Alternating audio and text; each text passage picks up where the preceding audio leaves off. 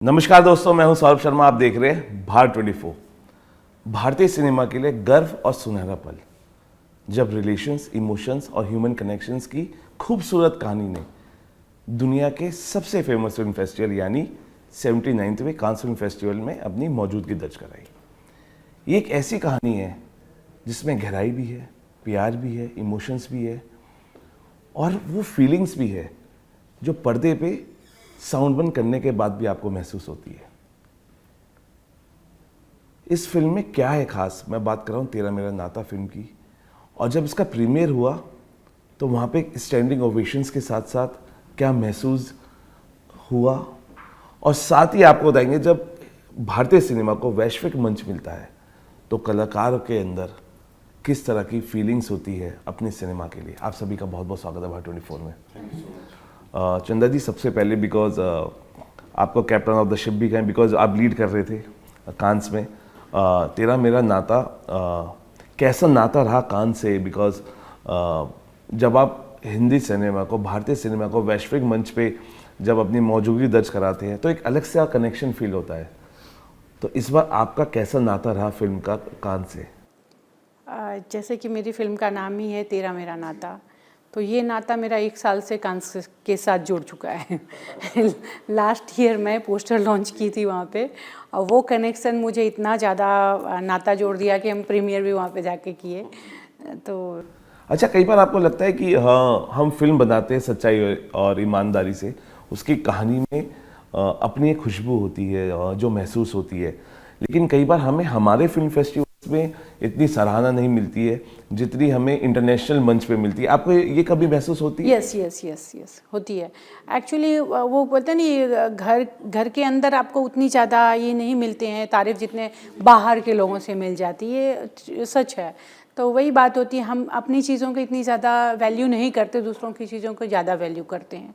तो जब हम ऐसे मंच पे जाते हैं वहाँ पे, तो वो चीज़ें अप्रिशिएट किए जाते हैं बाहर के लोगों से, पर वही चीज़ जब हम इंडिया में करते हैं तो अप्रिशिएट इतनी ज़्यादा नहीं मिलती, अप्रिशिएशन जितना मिलनी चाहिए। तो कैसा नज़ारा था अगर मैं जानना चाहूँ, बिकॉज वो नज़ारा हम देख नहीं पाए, बिकॉज हम सिर्फ रेड कारपेट देख पाते हैं, लेकिन जब उसका प्रीमियर हो रहा था आपकी फिल्म का, कैसा नज़ारा था? अगर आप उसका वर्णन कर पाए, हमें बता पाए अपने ऑडियंस को। वो तो एक ड्रीम्स से कम नहीं होती है। ऐसा लगता है जैसे जो हमने ड्रीम देखे थे कि शायद ये पूरी होगी भी या नहीं, वो हमने एक्चुअल में जिया, वो पूरा भी हुआ और जिया। और वो एक मतलब वो बयां करने वाली कोई शब्द है ही नहीं हमारे पास। अच्छा, कोई इंटरनेशनल स्टार्स, क्योंकि वहाँ पे कनेक्शंस बहुत होते हैं, आप मिलते हैं एक दूसरे से, कोई एक ऐसा कॉम्प्लीमेंट जो आपको बाहर के स्टार से मिला हो या आपकी उसकी मुलाकात हुई हो, अगर आप बताना चाहें?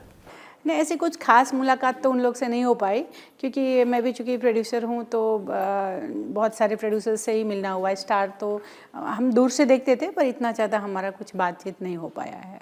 सॉरी, क्योंकि रीजनल सिनेमा का और भारतीय कहानियों को जब ग्लोबल रिकॉग्निशन मिलता है, लगता है कि यस, अपने वतन के लिए कुछ किया है, बिकॉज ये भी एक कहते हैं ना, सिनेमा इज़ द आईना, is the mirror of the society. तो लगता है कि यस, जब तालियां बटोर रहे हैं आप, हालांकि आप उसका हिस्सा नहीं बन पाए प्रीमियर का, लेकिन वो खुशी महसूस अपने वतन में हो रही थी जो बाहर गूंज हो रही थी जिस आपकी फिल्म की। मैं नहीं जा सका तो क्या हुआ, हमारा चेहरा, हमारा ट्रेलर पहुंचा मैम की वजह से। तो इट्स ऑलवेज अ प्रिविलेज कि हम हमारे स्किल्स, हमारे मूवी, हमारे जो समाज में जो क्या बोलते हैं अभी मूवीज़ बन रही है, हम इंटरनेशनल लेवल पे अपने इंडिया को रिप्रेजेंट करते हुए वहाँ पे शोकेस कर पाए। इससे बड़ा प्रिविलेज और क्या हो सकता है हमारे लिए। ये अपने आप में एक गर्व की बात थी हमारे लिए। बिल्कुल अंबिका जी, क्योंकि सोशल मीडिया से फिल्मों तक आपका सफ़र काफ़ी इंटरेस्टिंग रहा है, कांस पहुंचने की कभी कल्पना की थी? इतनी जल्दी तो नहीं की थी जितनी जल्दी मैम ने हमारी फिल्म को पहुंचा दिया। सो ये हम सब के लिए बहुत ही प्राउड एंड और इमोशनल मोमेंट था, क्योंकि एक आर्टिस्ट जब काम करता है, पूरी मेहनत से काम करता है, तो वो चाहता है कि उसका प्रोजेक्ट सही जगह पर पहुंचे, जो कि पहुंचा और अब दर्शकों के सामने आने वाला है। तो मैं चाहती हूँ कि दर्शक भी उसे उतना ही प्यार दें जितना हमें कांस में मिला है।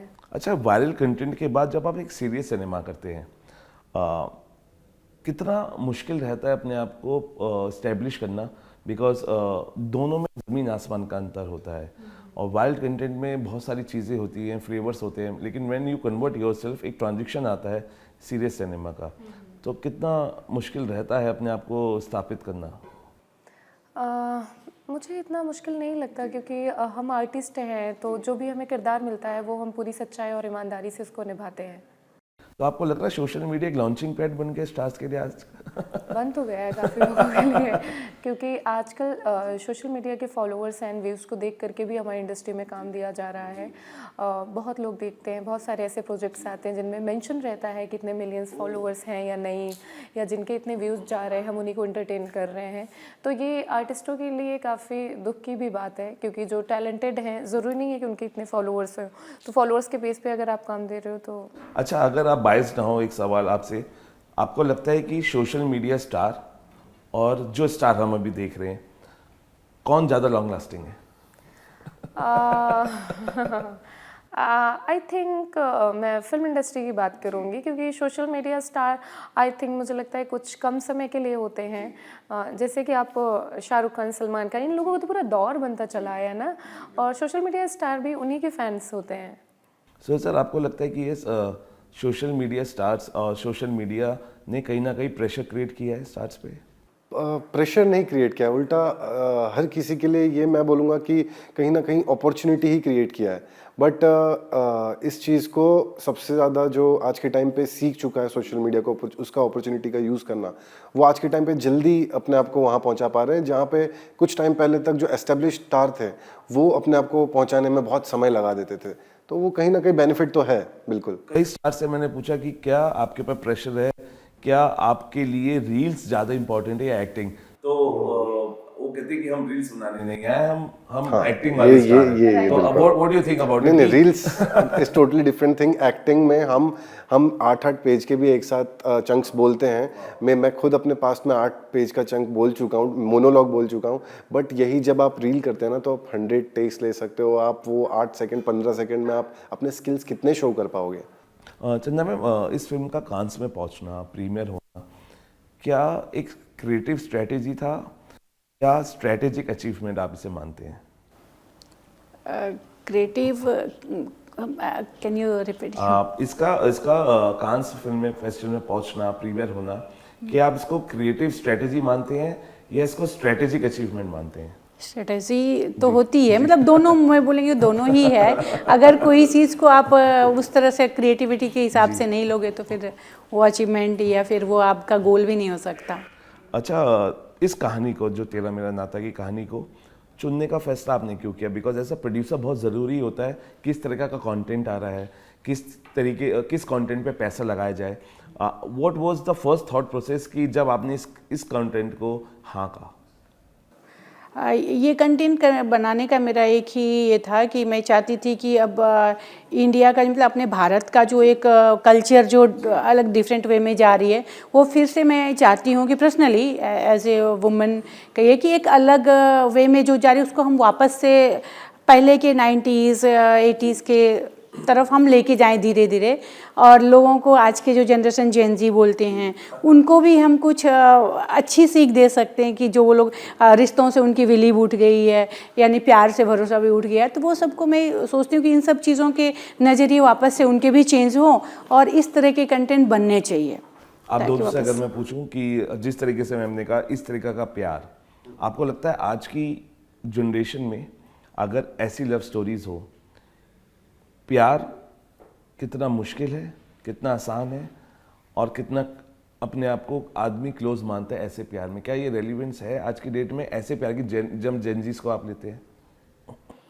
बहुत कम। अगर हम ऐसे क्वांटिटी की या परसेंटेज में बात करें तो बहुत कम, बट है कुछ ना कुछ, क्योंकि हमने सोशल मीडिया पर भी देखा है, जेनजी की ही कुछ लव स्टोरीज देखी हैं, है ना। तो है, it's not about generation actually.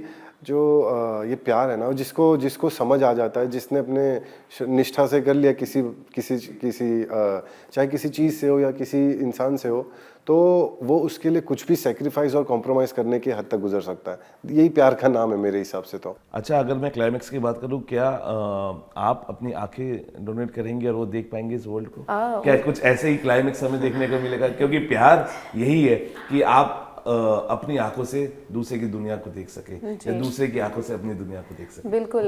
ये बताने से अच्छा मैं चाहूँगी कि दर्शक इसे थिएटर में देखें, वो उनके लिए ज़्यादा मज़ेदार होगा। और मैं ये भी कहना चाहूँगा कि हम बहुत कामयाब रहे दर्शकों को ये यकीन दिलाने में बिल्कुल।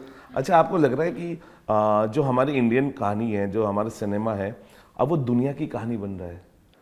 बिल्कुल, अभी आज जब से स्पेसिफिकली ओटीटी का टाइम आया है, हम ज़्यादा कंटेंट ड्रिवन हो गए हैं। वरना एक टाइम पे एक्टर्स वो डिसाइड करते थे कि किस एक्टर का मूवी है, किस हीरो का मूवी है। अदरवाइज आज के टाइम पे पब्लिक इतनी स्मार्ट है, इतने अच्छे कंटेंट हमारे यहाँ पे बन रहे हैं, इंडिया में बन रहा है कि नो डाउट मुझे तो लगता है कुछ टाइम में हम शायद हॉलीवुड के स्टोरीज के को बीट कर जाए, इतनी अच्छी कंटेंट निकलने लगे हैं हमारे पास से। अच्छा, क्योंकि एक ये प्यार है और एक प्यार कई फिल्म में हम देखते हैं, कई कहानियों में लाउड होता है, एग्रेशन होता है, उसमें मारपीट होती है।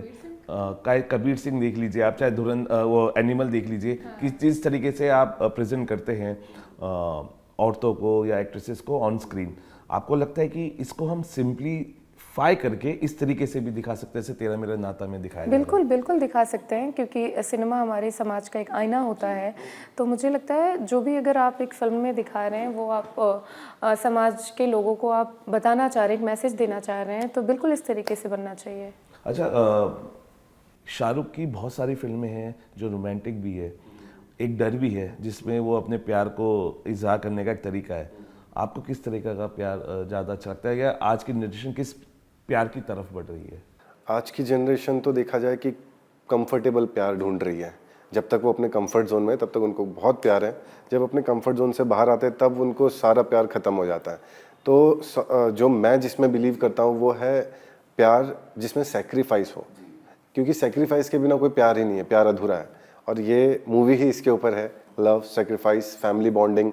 तो यहाँ पे ये किसी स्पेसिफिक एज ग्रुप को भी टारगेट नहीं करता, ये कोई भी जाके देख सकता है, उसमें अपना रिश्ता वो ढूंढ ही लेगा उसमें। अच्छा, सबसे अच्छी लव स्टोरीज हाल फिलहाल में आपने कौन सी देखी है सिनेमा? लव स्टोरी के हिसाब से हाल फिलहाल में तो ऐसे या स्पेसिफिक पहले कोई देखी हो जिस Saiyaara was good, Saiyaara was good, Saiyaara. उसमें इतना कुछ वॉयलेंट नहीं था, बट हाँ पागलपन फिर भी था।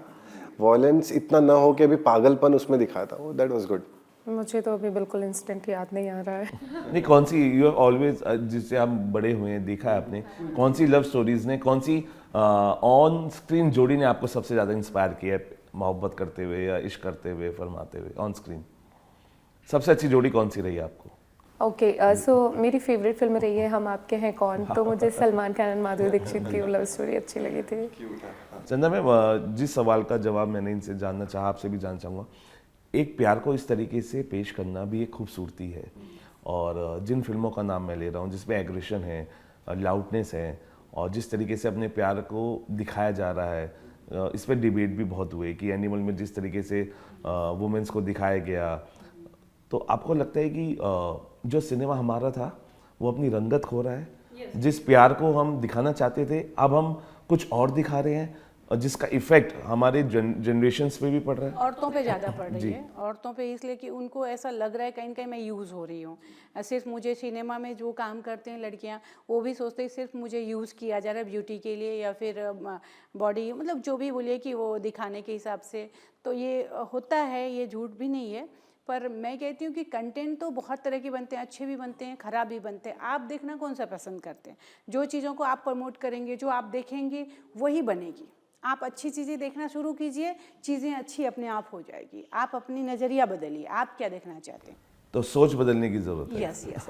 आप अगर चाहेंगे देखने के लिए एनिमल, तो फिर एनिमल ही बनेगी। अगर आप देखने के लिए जाएंगे कोई रिश्ते वाली फिल्म, तेरा मेरा नाता जैसा, तो वो तेरा मेरा नाता ही बनेगा, एक रिश्ते को जोड़ने वाली बन। तो आपके ऊपर डिपेंड करता है। तो क्यों सोच में बदलाव आया है, क्यों सिनेमा हमारा बदल रहा है, क्यों जिस वजह से कई बार ऑडियंस भी दूर होती है उससे, आपको महसूस हो रहा है? नहीं, देखिए चीज़ें हमेशा, मार्केट है ये, एक तरह से देखा जाए तो ये बिज़नेस है। बिज़नेस करने के लिए हर कोई बैठा हुआ, हर इंडस्ट्री अपनी बिज़नेस कर रही है। पर बात है कि ऑडियंस को, या फिर बोलते हैं ना, क्लाइंट को क्या चाहिए, आपको क्या चाहिए। अगर आप चाहते हैं कि समाज में सुधार आए, तो आप ऐसे कंटेंट देखना शुरू कीजिए। ख़राब कंटेंट अपने आप बंद हो जाएगा बंदा। लेकिन जिस तरीके से आप ऐसे टैलेंट्स को मौका दे रहे हैं, और जो बड़ी प्रोडक्शन हाउसेज या बड़े प्रोड्यूसर्स हैं, वो सिर्फ स्टार्स के बच्चों को प्रमोट कर रहे हैं या उनको लॉन्च कर रहे हैं, तो आपको लगता है कि प्रोड्यूसर्स का नज़रिया भी बदलना चाहिए, और ऐसे टैलेंट्स जो इसको हम आज तेरा मेरा नाता में देख रहे हैं, उनको और फिल्मों में और कहानियों को में मौका मिलना चाहिए अपने आप को बिल्कुल दिखाने का। मिलना चाहिए। अगर आप मौका देंगे नहीं नए लोगों को तो आपको पता कैसे चलेगा टैलेंट किस में है। अगर आप वही पुरानी चीज़ों को रिपीट करेंगे, ये नहीं कहती हूँ कि स्टार किड्स हो या फिर आज के जनरेशन मतलब आज के आउटर जो भी है, जिसमें दम है वो अपना टैलेंट दिखाने का मौका देंगे तो ही वो दिखा पाएगा। तो नए लोग आएंगे, उनको दीजिए, नए लड़के लड़कियों को मौका दीजिए, उनकी भी टैलेंट देखिए, फिर वो भी इस आगे। पे मैं कुछ बोलना चाहूँगा कि नेपोटिज्म अगर सही जगह मतलब कि यूज़ हो रहा है, अगर किसी इंसान में टैलेंट है और उसको अगर नेपोटिज्म का सहारा मिल रहा है, दैट्स ओके, वो दैट्स गुड। बट जहाँ पे कोई स्कोप नहीं है, कोई स्किल्स नहीं है, कोई टैलेंट नहीं है, जब नेपोटिज्म से उसको ज़बरदस्ती आर्टिस्ट बनाने की कोशिश की जाती है ना, तो then certainly one day our Bollywood will collapse. एक दिन तो आएगा। बट वो चलते भी नहीं है, मतलब क्योंकि वही तो, अगर क्योंकि इस वे में अगर सब ड्रिवन हो गए तो एक दिन तो ये इंडस्ट्री का कोलैप्स निश्चित है फिर। अच्छा, अगर मैं आप जानता हूँ अभी कई बार हम बहस छिड़ी देखते हैं।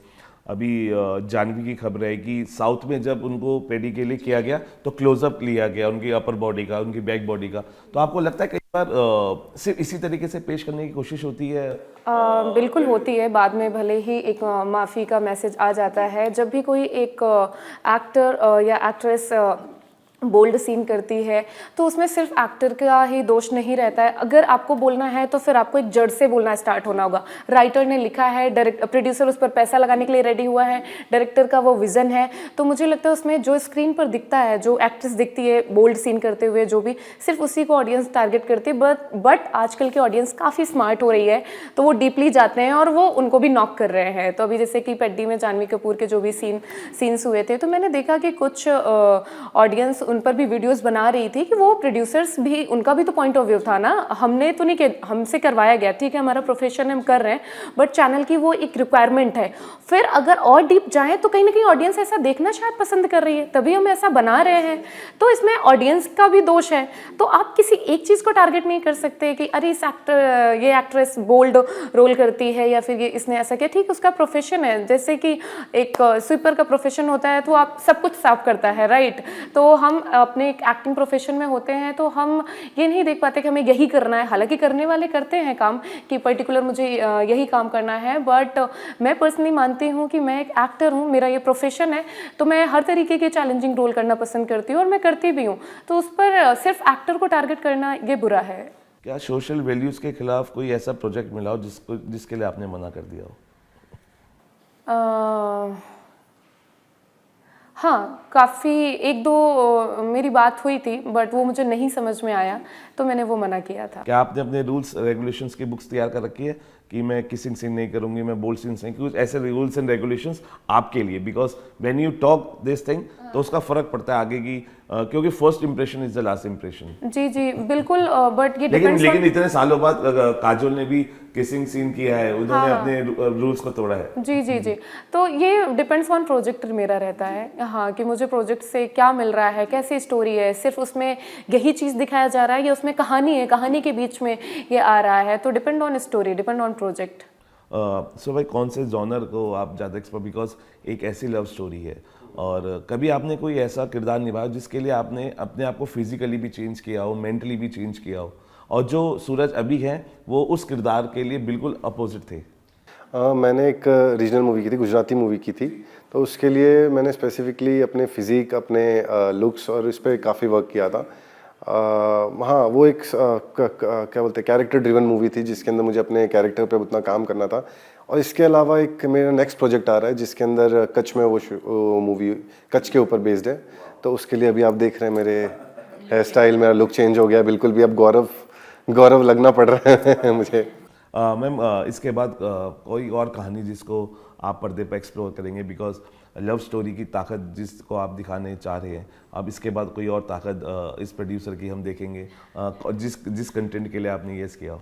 जी, अब मैं हमेशा से यही एक मतलब अगर लव स्टोरी बनाऊंगी तो नीट एंड क्लीन ही बनाऊंगी, ताकि लव स्टोरी देख के अगर बॉलीवुड अगर लोगों को मतलब एक आईना दिखाती है तो मैं वो आईना अच्छी वाली दिखाने की कोशिश करूंगी, और हमेशा एक नए कंटेंट के साथ साफ सुथरे फिल्म लव स्टोरी बनाने की कोशिश करूंगी। कोई ऐसी कहानी जिसको आप लेके गए हो किसी बड़े एक्टर के लिए और उन्होंने सिर्फ इसलिए कर दिया कि ये रीजनल सिनेमा है या कहानी बहुत छोटी, कोई ऐसा एक्सपीरियंस भी आपने किया? बिकॉज प्रोड्यूसर्स बहुत सारी चीज़ एक्सपीरियंस करते हैं, मैं जानना चाहूँगा वो किस्सा, बिकॉज ये एक सबक भी होता है और इनके लिए ताकत भी होती है, क्योंकि जो बड़े बड़े एक्टर्स नहीं कर रहे हैं वो अपना रहे हैं, तो ये उनकी ताकत है। यस यस, हाँ ये बहुत बार हुआ। पहले जब स्टार्टिंग में 2-4 साल पहले की बात बताऊँ तो मैंने बहुत सारे एक्टर को अप्रोच भी किया, पर कोई उनके साइन नहीं आते हैं। सबसे पहले तो मिलना पसंद नहीं, पहले देखेंगे प्रोफाइल, आपने कितने बड़े बड़े एक्टर के साथ आपने काम किया। अगर आप काम करोगे तो ही बड़े एक्टर होंगे ना, दूसरा कब मिलेगा? जब पहला मिलेगा। तो इस तरह से करते हैं, फिर बाद में अगर करते भी तो वो मतलब थोड़ा सा हमारे लिए बहुत प्रॉब्लम हो जाती है। उससे अच्छा है कि हम नए एक्टर को लॉन्च करें और उनकी टैलेंट को हम बाहर निकालें। अब मैं इन सब चीज़ों को मतलब पीछे छोड़ चुकी हूँ कि मुझे अभी एक्टर के पीछे नहीं भागना है। कंटेंट और जिसमें दम है, जिसमें एक्टिंग में दम है, चाहे नए लड़के लड़की हो, उसको हम आगे लाएं। अच्छा, कितनी स्क्रीन्स पे आपको रिलीज़ करने हैं? बिकॉज कई बार बड़ी फिल्म्स बहुत सारी स्क्रीन्स लेती हैं और अच्छी कहानियों को कई बार स्क्रीन नहीं मिलती, लेकिन हमने उनकी ताकत भी देखी है, उन्होंने बड़ी बड़ी फिल्मों को रिप्लेस किया है। तो आपको लगता है कि ये कमी और है कि स्क्रीन्स कम मिलना भी एक सबसे बड़ी प्रॉब्लम है? यस, बहुत बड़ी प्रॉब्लम है। अभी शायद मुझे स्क्रीन बहुत कम भी मिल सकती है, कोशिश कर रहे हैं कि मुझे ज़्यादा मिले। शायद तो बड़ी फिल्में आ रही है, जैसे कि अभी जंगल आ रही है, तो हमें नहीं भी मिले। अब जंगल लोग जाना पसंद करेंगे, तो हमारी फिल्म तो वादियों में, पहाड़ों में है। इससे अच्छा जंगल में जाने से अच्छा इस बार लोगों को पहाड़ों पर जाना चाहिए। तो मैं वही चाहती हूँ कि आप अगर जाना है जंगल, तो फिर मुझे तो पहाड़ों वाली के लिए मिलेगा नहीं वो। तो देखते हैं अब कितना स्क्रीन मिलती है, अगर मिल जाए तो। अच्छा सौरभ भाई, आपसे जानना चाहूँगा, एक महान एक्टर और एक फेमस एक्टर में क्या डिफरेंस होता है? एक महान एक्टर अपने मुद्दे बहुत केयरफुली चुनता है और एक फेमस एक्टर सिर्फ पैसा कमाने के लिए चुनता है, ये फ़र्क है। तो अभी हाल फिलहाल में आपको कौन लगता है एक महान एक्टर और एक फेमस एक्टर? महान एक्टर पता नहीं, ये मेरा पर्सनल शायद राय हो सकता है, लेकिन एक मूवी ने जिसका इमेज बदल दिया है वो है रणवीर सिंह फिलहाल आफ्टर धुरंधर। ऑब्वियसली अचानक उन्होंने बहुत सीरियस मुद्दों को काम करना चालू किया, अपार्ट फ्रॉम जिसकी वजह से आज हम देख भी रहे हैं कि उनको कितना बैकलैश मिल रहा है, कितना इनडायरेक्टली हो या डायरेक्टली हो प्रॉब्लम क्रिएट किया जा रहा है उनके लिए। तो वो करंट के अगेंस्ट जो स्विम करना जानता है ना, वो है सही क्या बोलते हैं एक्टर। एक आखिरी सवाल, उसके बाद एक छोटा सा रैपिड फायर। आपको लगता है कि इंडस्ट्री के अंदर, because you are part of this fraternity now, कि ना कहना भी एक जोखिम भरा चीज़ है इस इंडस्ट्री में, जो रणवीर सिंह ने अभी फेस किया? हाँ बिल्कुल बिल्कुल, ना कहना, बहुत लोगों का ईगो हर्ट हो जाता है। बहुत लोग सिर्फ इस वजह से, यही ईगो की बात है कि मुझे कैसे ना कर दिया। बट मुझे लगता है कि ना करना आना चाहिए। एक इंसान को पूरी तरीके से आना चाहिए, सिर्फ अपने प्रोफेशन ही नहीं, पर्सनल लाइफ में भी अगर आपको कुछ नहीं पसंद है तो ना करना आना चाहिए, क्योंकि लास्ट में वो आपको ही हर्ट करता है। अच्छा, एक चीज़ इंडस्ट्री की जो आप बदलना चाहेंगे, जो आपने महसूस की हो कि सबसे बड़ी प्रॉब्लम या छोटी प्रॉब्लम भी है और आप उसको बदलना चाहते हैं इंडस्ट्री की? मैं पेमेंट स्केड्यूल बदलना चाहूँगी। मुझे इस प्रोडक्शन हाउस में जब मैंने काम किया तो बिल्कुल टाइम से पहले पेमेंट मिल गया। और भी बहुत जगह अच्छी भी चीज़ें हैं, बट ज़्यादातर अगर मैं क्वांटिटी की बात करूँ तो ज़्यादा जगह पर पेमेंट का जो स्केड्यूल है ना, वो काफ़ी डिले है। ये पूरी दुनिया में मसला है। हाँ, स्पेशली टीवी इंडस्ट्री में 90 दिनों का, यार इंसान बाहर से आया है, मुंबई जैसे शहर में रह रहा है, रेंट पे रह रहा है, उसको आना जाना खाना, आप 3 महीने बाद पेमेंट कर रहे हो आर्टिस्टों का, तो वो कैसे सरवाइव करेंगे? तो मुझे लगता है ये पेमेंट वाला तो मुझे तो मिल गया ना पावर। चंदा मैम, आपसे आखिरी सवाल फिर रैपिड फायर। कांस में अपने एक्सपीरियंस को एक शब्द में अगर आप बयां करना चाहे, वो शब्द क्या होगा? कांस में मतलब मैंने जो 2 साल से मैं वहाँ पे जा रही हूँ, अमेजिंग एक्सपीरियंस होती है। ऐसा लगता है कि हम इतना दूर पहुँचे, यानी हमारे में कुछ तो काबिलियत है कि मैं यहाँ पे आके खुद की फिल्मों को, खुद के देश को या खुद की चीज़ों को, अपने आप को वहाँ पे रिप्रेजेंट कर पाए। तो बहुत प्राउड फील हुआ। ये एक्सपीरियंस अमेजिंग है। मैं कहूँगी कि अगर आप फिल्म मेकर हैं और अगर वहाँ पर अपनी फिल्म का शोकेस करते हैं तो डेफिनेटली जाना चाहिए, कॉन्फिडेंस आती है। एक रैपिड फायर और एक करके आप अगर जवाब दे पाए। कांस इन 1 word for you? Proud, dream and country. Indian cinema biggest strength? Audience. Emotions. मैं जीत रहा हूँ। ओटीटी या थिएटर? थिएटर। OTT. फेम या लीगेसी? सॉरी, फिल्म फेम या legacy? Legacy. Dream international collaboration? Dream international collaborations.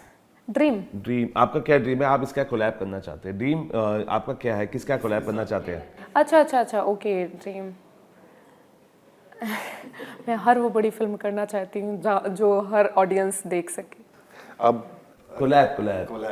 Collab, कुछ options हैं? नहीं, this is your choice, आप किसका करना चाहेंगे? कुछ ऑप्शंस दीजिए ना प्लीज। और नहीं, इंटरनेशनल कोलैब की बात कर रहा हूँ मैं, क्योंकि कांस में आपके लिए अगर आपको मौका मिले एक इंटरनेशनल कोलैब करने का ऑन स्टेज, किसका करना चाहेंगे? पता नहीं, मैंने ऐसा कभी सोचा ही नहीं। नॉट फॉर कोलैब, बट हाँ, मैं किसके साथ काम करना चाहूँगा, I can tell that Christopher Nolan. हर कोई करना चाहता है, हर कोई, किसी का सपना है उनके साथ काम करना। काश कोई एक साई-फाई मूवी वो मुझे दे दे please. One thing you want the audience to take home from Tera Mera नाता? ओके, प्यार प्यार प्यार और बहुत सारा प्यार है, तो प्लीज चाहिए। रिश्तों का महत्व। जी। थैंक यू, आप हमारे स्टूडियो हमसे बात किया। हम ये कहेंगे कि इस स्टारकास्ट और प्रोड्यूसर ने अपना नाता ऑडियंस से बना लिया है, और उसका सबसे बड़ा एग्जाम्पल है वो सच्चाई और ईमानदारी से जो उन्होंने स्क्रिप्ट लिखी है और पर्दे पे पेश की है, जिसमें बहुत गहराई है। अब फ़र्ज़ आपका है, अब आपको उनके साथ अपना नाता बनाना है। उसके लिए क्या करना होगा? आपको थिएटर से आना पड़ेगा, फिल्म देखनी पड़ेगी, और चाहे उस गहराई से आप आएँ, उस मोहब्बत से आएँ या इश्क से आएँ, आपको वो खुशबू और वो सच्चाई आपको दिखेगी जिसकी तलाश में शायद एक भटका हुआ मुसाफिर अपने प्यार के लिए रहता है। इस भटकाव को दूर करेगी और एक ब्यूटीफुल मैसेज के साथ आप इस फिल्म को देख के थिएटर से लौटेंगे। फिलहाल अभी लेते हैं अपने बाहर 24 के साथ।